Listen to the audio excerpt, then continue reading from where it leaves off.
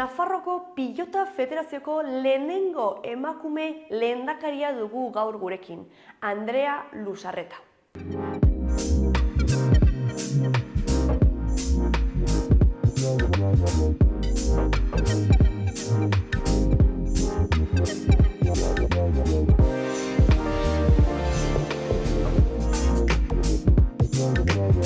Ongi etorri, Andrea. Eskerrik asko, itxaso. Zer moduz? Ongi esan beharko martxa hartzen. Gainera gauria udaberria zirela dirudi, eguraldi polita. Nabaritzen da, astelehen hasteko eguraldi paregabea. Behar genuen. Beharrezkoa. Bueno, azkenean programa hau kristalezko osabaia, ari ginen hor, profila bilatzen, elkarrezetak betetzeko, 32 ziren, 32 emakume pasatuko zarete mendikan, eta hori, Pilota Federazioko lehenengo emakumezko presidentea zarazu. Bai. Ez? Horra esan genuen, Andrea, etorri behar da ere mendikan, izango du zer esan, ez? Ez dakitzu, nola bizitzan duzun, edo... Bai, egia da, gainera 1 urteko ibilbidea duen Kirol Federazio hontan, ez dela oraindik lehendakaria izan den emakumerik egon, bai zegoela emakume batzordea, baina pilotariak bai bazeuden, aspaldi ere bazeuden, ibilbide honetan ere dugu zer esanik, eta aurrera pauso hau eman dugu, eta hortara goaz.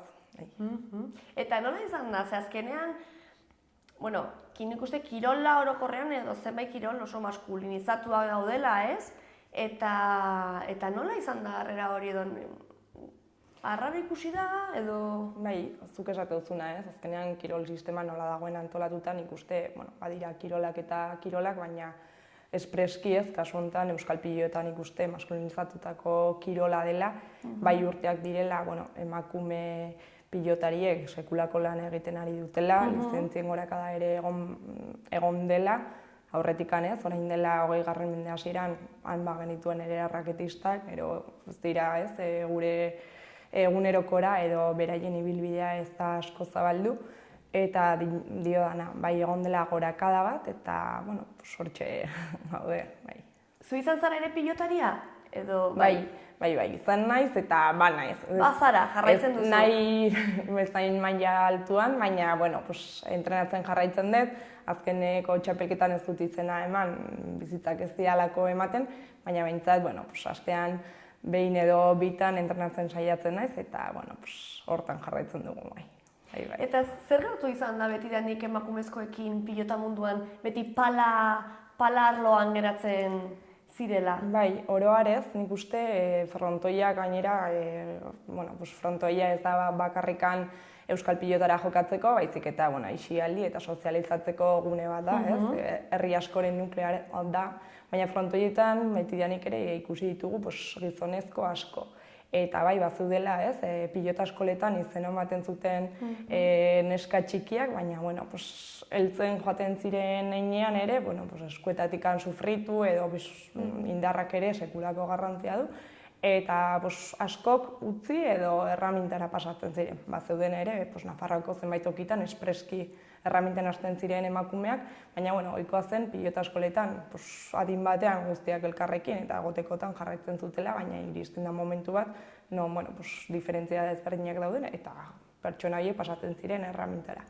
Orain bai, emakumezkoen pilota eskolak daudela, eskuzaritzen dira normaltasun osoz, inkluso badira pilota eskolak ere, egun zein adinetan danak batera ibiltzen diren, eta gero bakoitza pixka bat bere ibilbidea egiten du, beraien behar eta nahietara egokitzen den kirola egokituz.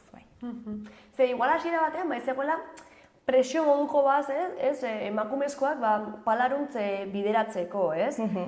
Nik uste orain igual ikusten dira aukera gehiago edo zabalagoak gaudela, ez? Eta igual, hori askatasun osoz aukeratzeko ibilbide jarraitu nahi duten, baina duela zenbait urte ezakitzea azki zenbat, baina bideratzen zela, igual, ez? Bai, eta adibidez, horren adibide garbia, niri gertatu izan zitzaidan, nik herrian eta lagunekin eskupilotan jokatzen nuen, bai Emanuela izena pilota eskolan eskuz jokatzera, baina, azkenean eska bakarra nintzen ere, ez nengoen oso eroso ere pilota eskolan, eta azkenean joan nintzen erraminta lantzen zuten klubera. eta hori. Gaurko egunean nik uste alderantziz da, pixka bat punta-puntan dago eskupilota, ez dakit modan edo eta jarrai dezala, eta pixka bat alderantziz gertatzen da, gai palistak daudela, eta oso fokalizatuta dauden klub eta zonalde ezberdinetan oso ongi lantzen da, baina eskupilotak ere gorakada izan du azken urteotan. Eta esango nuke hori kristalezko sabai edo moduko bat izan dela, ez? Hori askatasun osoz aukeraketa egiteko, aukeraketa ez izatea, ez? Orain zergatik uste duzu posible dela, ez? Emakumezko edo neska txiki horiendako aukera hori zabaltzea eta askatasun gehiago izatea, noren lana izan da edo?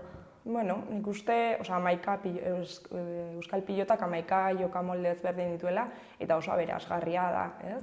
Ari gara hitz egiten eskupilota, palaz, baina hasi dira ere zesta puntan izena ematen duten neska horiek, nik uste, gizartearen pixka bat ere isla dela, erreferenteak sortu indira eta pixka bat ikusarazi eginda. Orduan, pilota eskolek oinarrian ongi lantzen baldin badute eta neskatxo talde bat egoten baldin bada, bakar bat joaten baldin bada, erosoago sentitzen den kirol espazio bat sortzen da baita. Eta emakumezkoendako kirola, profesionalizatzearen, adibidez, euskal pilotan, ez? Orain, ados pilota dago, ez? Emakumezko talde bat profesionala dena. Ze, ez dakit, muga edo daude emakumezkoendako profesionalizatzeko? Bai, esate duzuna, ez? Azkenean, ados pilota elkartea sortu egin zen, ez? Pixka bat, emakume pilotariek dituzten baldintzak, ez? Pixka bat errebindikatzera eta horiek lantzera.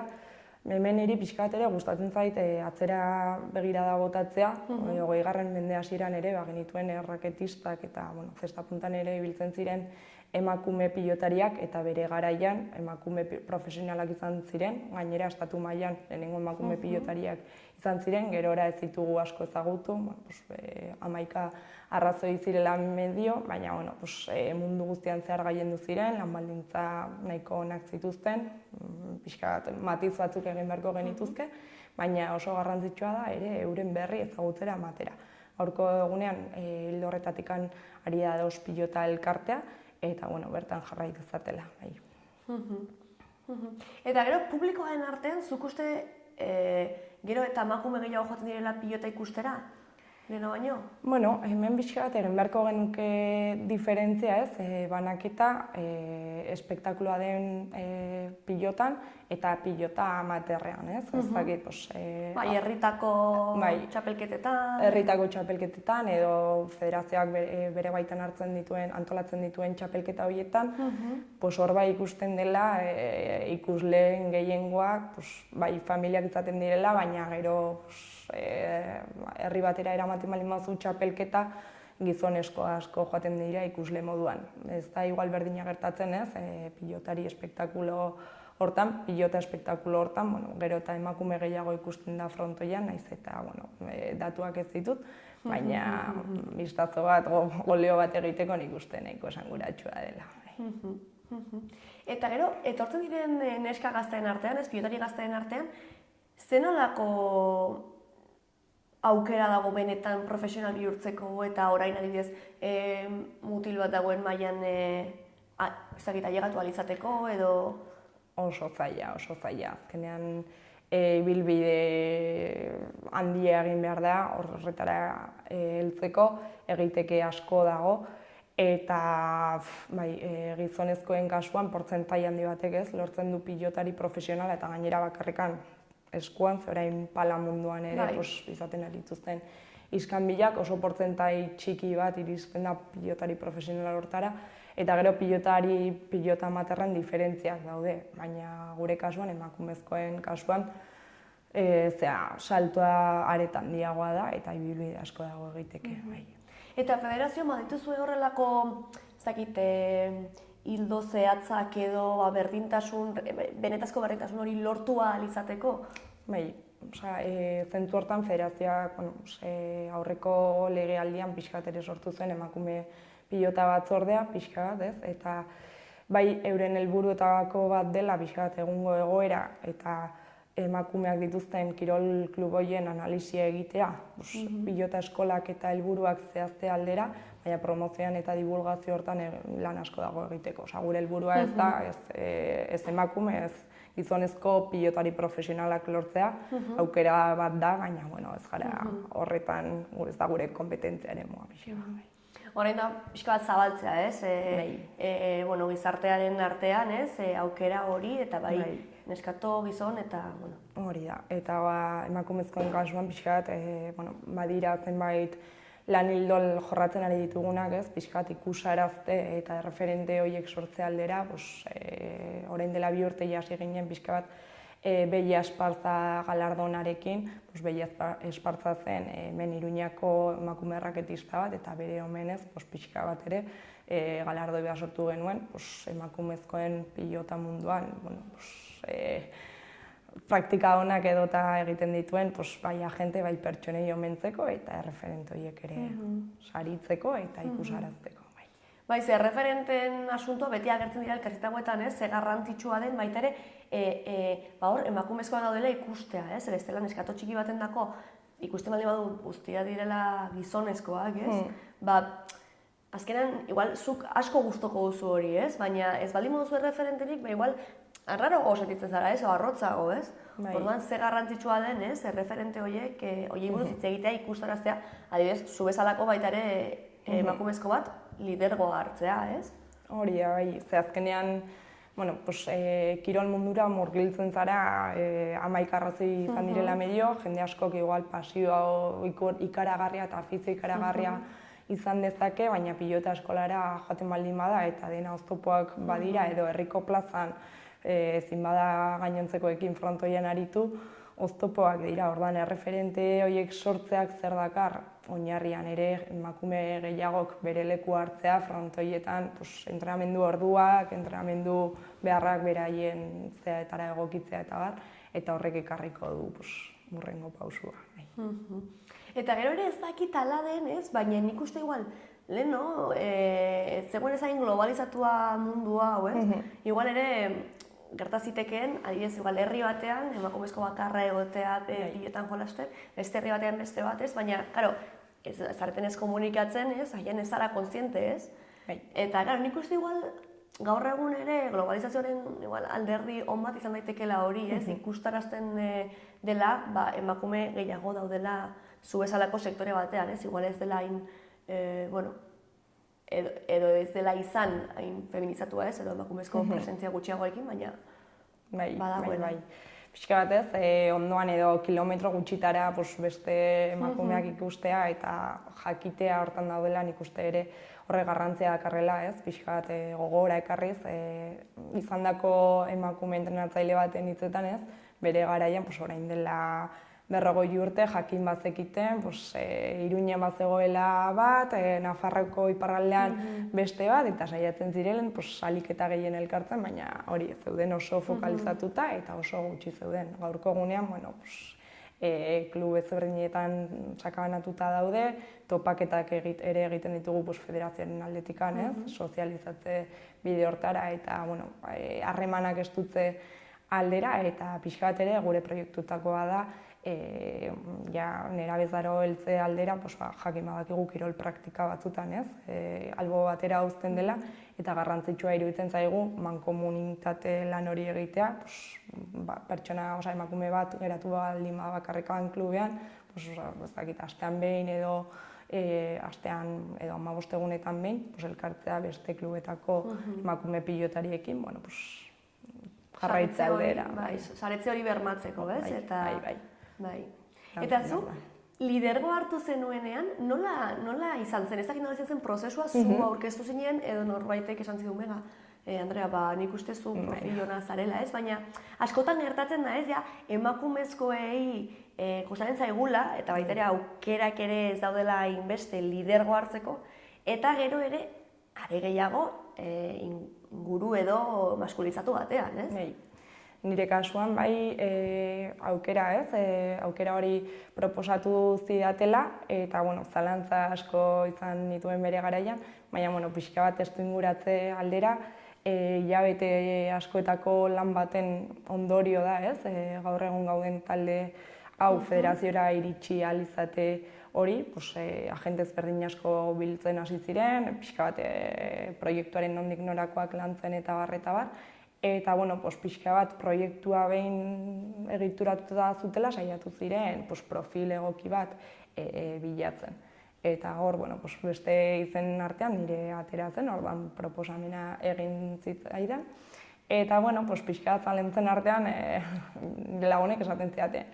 Bai, hombre, zaudela momentu bat, eta gizonezko bati proposatzen baldin badiote, gizonek ez dakit zergatik igual, ez dute hainbeste zalantzarik izaten, eta pixka bat balantzan jarri genituen alde positiboak, alde negatiboak, nire profila ontzat eman zuten, ez? Berme horrekin pixka bat aurrera pausu hori eman nuen, eta pixka bat ere, nire pertsona nengoen momentua ere balioetsi nuen aurrera pausu hori emateko. Zeintzuk ziren zure zalantzak?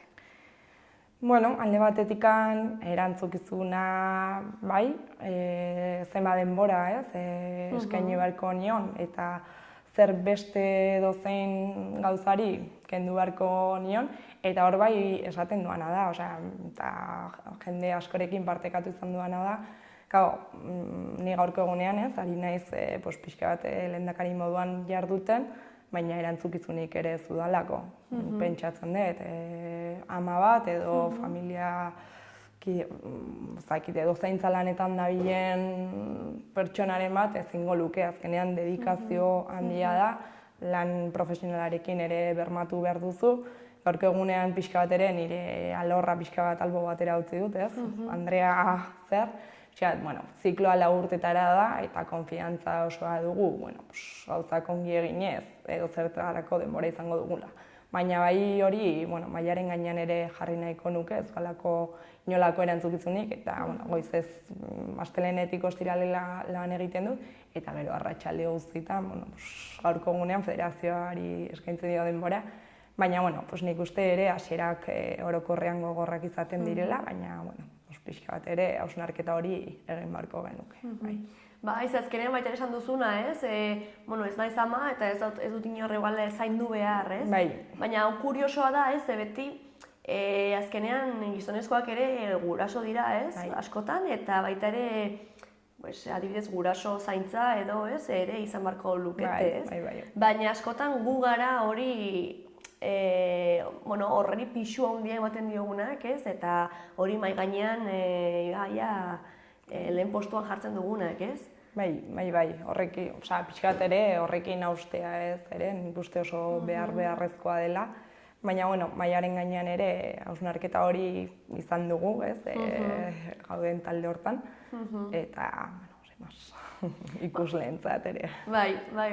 Bazaudete talde mixto bat edo? Bai, baina hemen ere kostatzen da. Emakumeen presentzia kostatzen da, bai federazioan dugula emakumeen batzorde bat, eta adibidez orain junta osatze aldera emakume batek bai dedikazio aldetikan, bai ardura aldetikan aurrera pausu hori ematea zaila. Eta ez ditugu 40-60% lortuko, eta pena handiz, pixka bat. Ikuspegi guztiak kontutan hartzea beharrezkotzat jotzen dugu, baina talde horretan badaude gurasoak diren, pilotarien gurasoak, daude jokalariak eta bar, eta jokalariak esate dizu Andrea, nik gaurko egunean, nagoen maila honetan jokatzen jarraitzen dut, jokatzen jarraitu nahi dut, entrenamendu atletikan eta prestakuntza atletikan exigentzia maila handia da. Exigentzia gero nire lanarekin uztartu nahi dut, honetaraino iristen ez. Gero-gerokoak eta zenbait ama daude eta bastante hemen gaudela eta gure eskutan dagoen aportatzen dugula, baina kostatzen da pixka bat erantzukizun hori edo juntakide izatera pasatzea, eta hori errealitate bada. Zuretzako zeintzuk dira dauden kristalezko osagai handienak benetazko berdintasuna lortzeko adibidez zentratuko gara euskal pilotan, ez? Pixka bat izango litzateke ez, emakume profesionalena. Beste bat izango litzateke, niri hori oso garrantzitsua iruditzen zait, frontoia herriko plaza izan da, emakumeek erosotasun osoz eta egunerokoaren baitan normaltasun osoz espazio hori okupatu eta erabili ahal izatea. Hori oso garrantzitsutzat jotzen dut. Bai frontoia edo bestelako espazioaren bat, baina bai adin horietan oso garrantzitsua iruditzen zaidala espazioaren erabilpen hori nork egiten du eta nola egiten den. Bai. Hemendik 5-10 urtetara ze gauza ezberdin izango direla uste duzu? Bueno, zaila ez, da pixkat ziurgabetasun egoera baten aurrean gaude, gainera, azken hamarkadan kirola aisialdia, ohitura, gizartea oro asko aldatu da, digitalizazioak sekulako garrantzia hartu du eta horrek ere ekarri ditu, aisialdi eta kirol praktikak aldatzea orain lehen, jende askok bazeraman patrikan pilota bat eta bere aisialdi denboran frontoi baten aurka edo bestelako jokoetan ibiltzen zen. Gaurko egunean hori zailagoa da ikustea eta hemendik 10 urtetara nik uste hori tamalez eta gehiago emango dela. Orduan ezaki digitalizazioaren bitartez edo beste erakartze moduak sorraraziz erakarri beharko ditugu gaztetxoak euskal pilota mundura. Eta posible ikusten duzu noizbait, adibidez, atzo komentatu dugu, binakako txapelketa izan zen Navarrarenan ia beteta, kriston showa eta, sarrerak prezio handia ere dute, Ikusten duzu horrelako zerbait noizbait emakumezkoen artean? Horrelako konpetizio maila bat? Hemendikan nik uste epe ertain motzera, ezinezkotzat joko nuke, pixka bat ere iraganari erreparatzen diot, 20. mende urtean, 20. mende hasieran, alderantziz zen, emakume erraketistek, nazio mailako frontoiak, nazioarte mailako frontoiak, frontoietan gaientzen ziren, sekulako maila zuten, eta baldintza nahiko onak zituzten matiz batzuekin. Iraganean eman zen, tamalez mendikan epe ertain motzera oso zail ikusten dut, presak tartean sartzen direnean eta kirola espektakulo moduan ikusten denean, beste faktorek asko badute hor garrantzia, baina gu pixka bat federazioaren aldetikan ere gure gaitasun esparru hortan saiatuko gara antolatzen ditugun bai festivaletan, bai txapelketetan, bai emakumezkoen pilota, bai gizonezkoen pilota uztartzen eta bermatzen bakoitzari behar duen espazioa. Bai, etortzen zaizkit burura baita ere adibidea, ez beste kirol batzuetan, izan daiteke, Atarrabian, justu aurrekoan etorri zen Atarrabiako Betionakiko jokalari bat, orain, eta adibidez klub bat izan da apostu egin duena, gehien bat, emakumezkoen eskubaloiaren alde, edo etortzen zait ere, Barça femeninoa, orain, nola maskulino eta femeninoa igual ordu beretsuetan jokatzen dute bata bestearen atzetik, eta baita ere hori Camp Noua ere betearazten du, eta igual jendea ere ohitutzen da gehiago, edo normaltasun gehiago ikusten du, emakumezkoen kirola ez dakit horrelako zerbait egingo ahalko litzatekeen, edo... Eta hori da bidea, baina bai nik uste egiteke asko dagoela eta gauza asko aldatu behar direla horretara heltzeko. Egiten ari dira, asteburu honetan ere, Ados Pilota klubak bere txapelketako finalak ospatu ditu Labriten, eta ez zegoen lepo-lepo, baina nahiko jende gerturatu zen, gero ere badago beste mugimendu bat, Emakume Master Cup, frontoiak betetzen dituela, baina gaurko egunean pixka momentu oso puntualetan gertatzen hori da, beste bide batzuk, herriko festetan ere, eta pauso horiek ematen ari dira, emakumezkoen eta gizonezkoen partidak aldi berean programatzea eta bar. Baina atzo Nafarroarenan ikusi genuen hortara iristea zaila iruditzen du. Bidean zaudete, bidean gaude, ez orokorrean gizartean, beraz horretan jarraitu beharko dugu. Bukatzen goaz, baina azkenik galetu nahiko nizun, ea zer esango zeniokeen neskato gaztetxo bateri, ez? Igual lidergo postu batera ausartu nahi duena, ez? Baina agian hori ez dakit bere zalantzak dituena, ez? Edo giro maskulinizatu batean nahiko lukeena egon, baina ez dena guztiz eroso sentitzen. Ze aholku emango zenioke?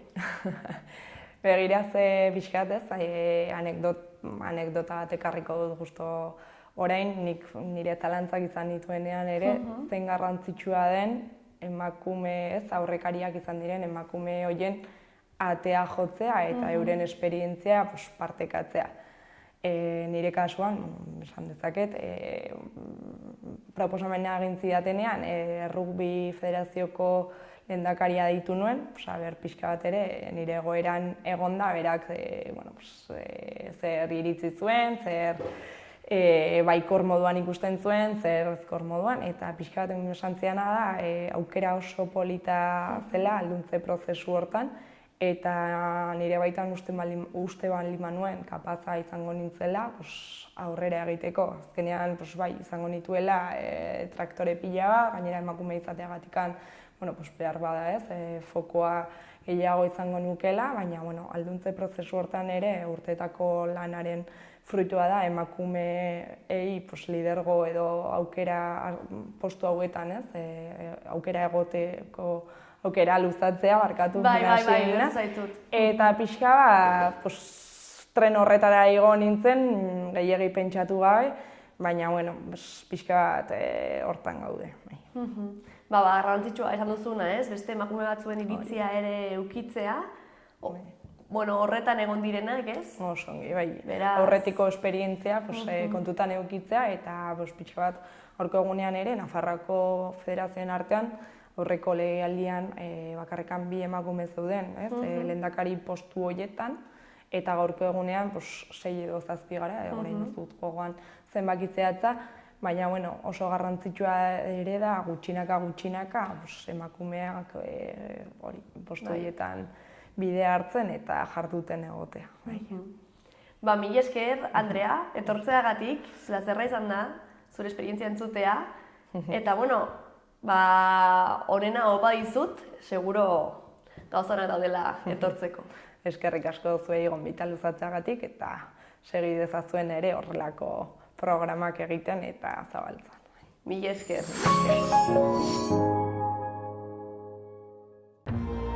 Gobierno de Navarra. Nafarroako gobernua.